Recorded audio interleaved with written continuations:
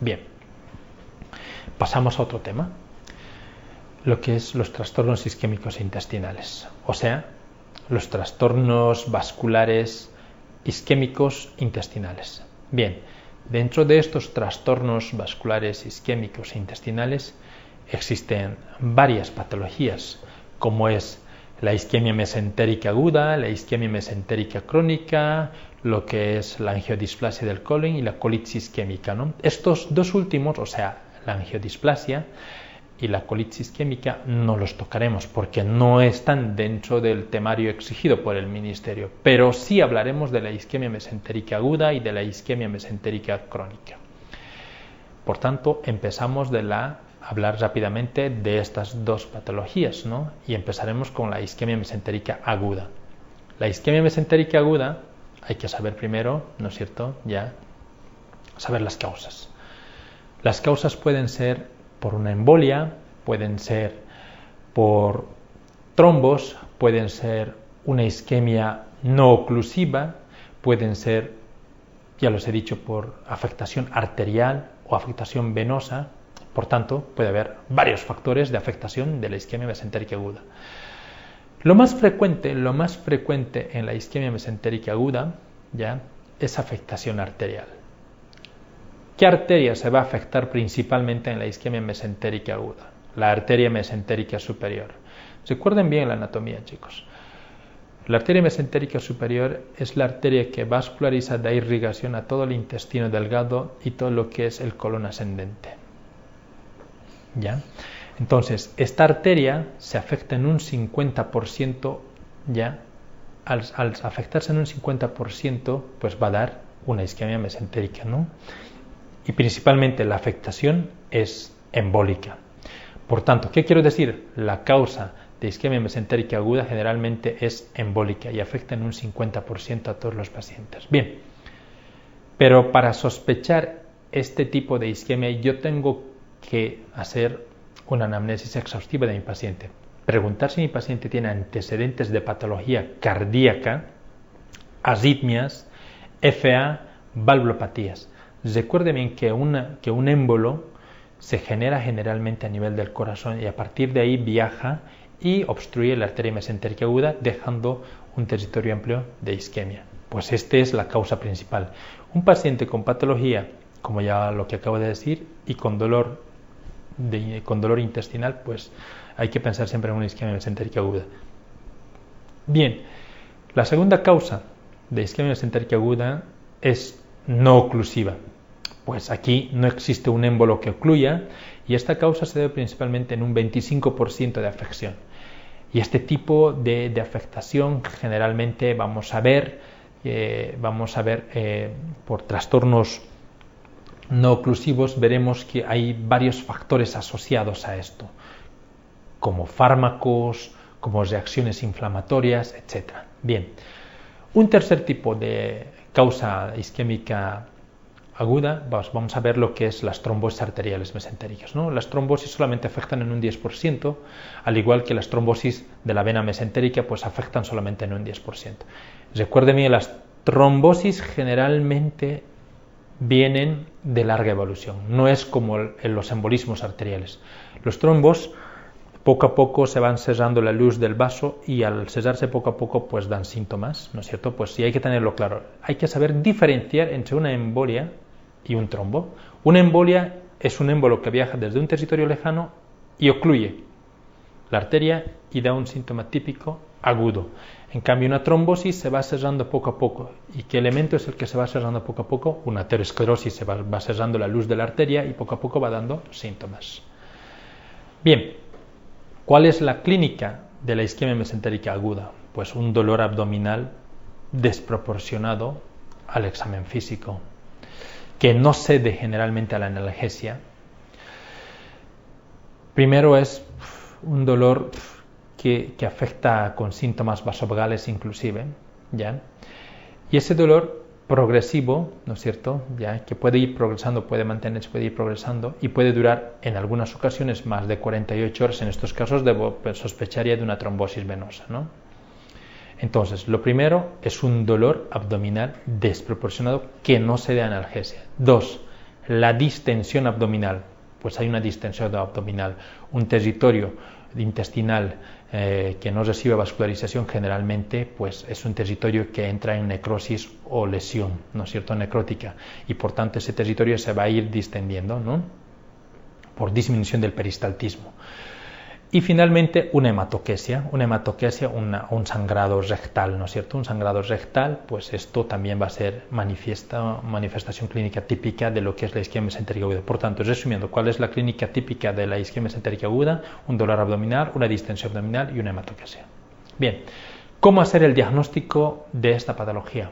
Pues a través de una analítica para ver que no haya una sobreinfección. Es obvio que va a haber reactantes de la fase aguda elevadas, puede haber compromiso, como está afectándose las paredes musculares del intestino, va a haber elevación del dímero D y del CK, puede también haber una leucocitos porque va a haber una sobreinfección de ese territorio, y puede haber también lo que es una acidosis metabólica, ¿no? Bien.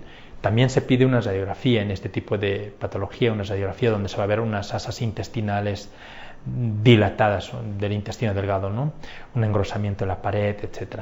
Pero además de eso, va a haber signos típicos de mal pronóstico como es la neumatosis portal, es decir, va a haber un signo típico de un gas en la vena porta, o va a haber una neumatosis de la pared intestinal, quiere decir la pared intestinal está llena de gas. Estos son signos de mal pronóstico. Esto quiere decir que hay un sufrimiento marcado, una complicación que me va a comprometer seriamente la vida del paciente. Lo ideal sería hacer un angiotag ya para confirmar el diagnóstico y excluir otras patologías, pero no siempre se puede. Entonces me tengo que guiar con la clínica, la analítica y una radiografía, ¿no?, que ya me brindan ya al cuadro a sospechar o me dirigen a lo que es el cuadro, ¿no? Pero lo mejor que se debería hacer es la arteriografía mesentérica, pues así me va a mostrar lo que es la oclusión de la arteria comprometida, ¿no? De hecho, en los libros de cirugía y de gastroenterología, pues dicen el gold estándar para una isquemia mesentérica aguda, pues es la arteriografía mesentérica. Pues esto me permite ver, ¿no es cierto?, la obstrucción total de la arteria o parcial de una arteria, o la arteria afecta o la rama afecta principalmente, pues en estos casos pues me permite ver, ¿no es cierto?, el signo del menisco. El signo del menisco es que hay un territorio cerrado totalmente, pues me permite ver esto. Se puede hacer también colonoscopias, se puede hacer también una laparotomía urgente si tengo dudas diagnósticas, pues se puede hacer ante una duda diagnóstica y además que el paciente está inestable, pues se hacen unas laparotomías, ¿no? Bien. Finalmente, ¿cuál es el tratamiento de la isquemia mesentérica aguda? Pues en estos casos se tiene que hacer generalmente como ya lo dije, una laparotomía urgente en los casos de inestabilidad, donde el paciente no se está pudiendo controlar la hemodinamia, hay peritonitis, hay neumoperitoneo o signos de mal pronóstico como neumatosis intestinal, neumatosis de la vena portal, etc. Entonces, en estos casos se hace una laparotomía urgente, ¿ya? ¿Qué se hace? Pues se reseca todo lo que es el intestino no viable o el intestino necrosado, ¿ya? Pero si hay estabilidad del paciente, si el paciente está estable, entonces se puede tratar de reparar el vaso a través de una embolia arterial, ¿no es cierto?, una embolectomía, se hace una embolectomía arterial, o también se puede hacer una derivación de bypasses, pero esto siempre en los pacientes estables. La reparación vascular se va a restaurar para los pacientes con isquemia mesentérica aguda en pacientes estables, una embolectomía, una derivación de bypass, ¿de acuerdo? Bien. Y en los casos de las trombosis mesentéricas venosas, cuando hay afectación de venas, pues generalmente hay que planteárselo la anticoagulación de por vida del paciente, ¿no es cierto?, la anticoagulación. Bien. Como ya os dije, el tratamiento en los pacientes con estabilidad, ¿no es cierto?, que no tienen peritonitis, pues la arteriografía y pues la heparinización, pues se va a realizar esto, ¿no? Bien. No olvidéis que solamente la arteriografía se debe realizar en aquellos pacientes que todavía me da tiempo de hacer este estudio, y en estos casos, una vez realizado, pues puedo hacer la embolectomía o puedo hacer lo que es el manejo de la patología aguda como tal. Bien.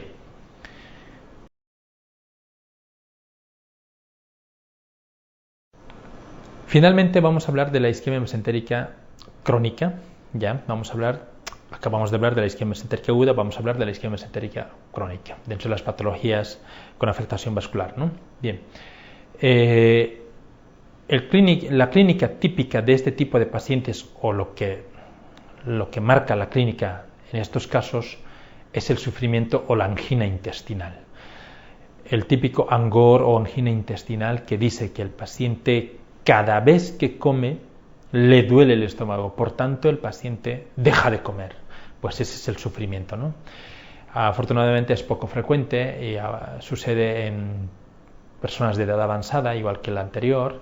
Generalmente hay antecedentes de hipertensión o patología coronaria, enfermedad cerebrovascular, subvasculopatías. Pues bien, principalmente está asociado a la ateroesclerosis. Cuidado, hay que tener bien claro. La isquemia mesentérica aguda podría estar asociado principalmente a lo que es los embolismos. ¿De acuerdo? En cambio, la isquemia mesentérica crónica está asociado principalmente a lo que es la ateroesclerosis. Por tanto, las arterias mesentéricas se van cerrando poco a poco, porque en su interior existe la ateroesclerosis, y al cerrarse poco a poco pues van a dar síntomas. Un dolor sordo, cólico, periumbilical, que le duele cada vez que el paciente come. A los 15-30 minutos le aparece el dolor después de las comidas, y por esto el paciente tiene miedo a comer. Entonces disminuye la ingesta, y al disminuir la ingesta, obviamente, el paciente, ¿no es cierto?, va a disminuir notablemente de peso, ¿no? También se ha visto que en este tipo de patologías aparece un soplo abdominal en un 50% de los pacientes. Por tanto, hay que diferenciar bien. Si te dicen paciente que tiene miedo a comer porque le aparecen dolores tipo cólico después de las comidas en la región periumbilical, entonces hay que sospechar siempre de una isquemia mesentérica aguda. Y además, si es una persona de edad avanzada, con antecedentes de hipertensión, cardiopatías, etc., pues hay que sospechar una isquemia mesentérica crónica. El diagnóstico en estos casos está claramente, pues se debe hacer una arteriografía para permitir ver que la luz arterial está cerrándose, ¿no? El tratamiento generalmente es la revascularización. Y esta revascularización puede ser ya sea con bypasses, ¿no es cierto?, o la endarterectomía, ¿no es cierto? Si esto no funciona, pues se tiene que hacer una colocación de un stent. Pero lo malo del stent es que la durabilidad es poca, ¿no es cierto? Pues es eso. Pues en estos casos lo preferible sería hacerle un bypass o una endarterectomía.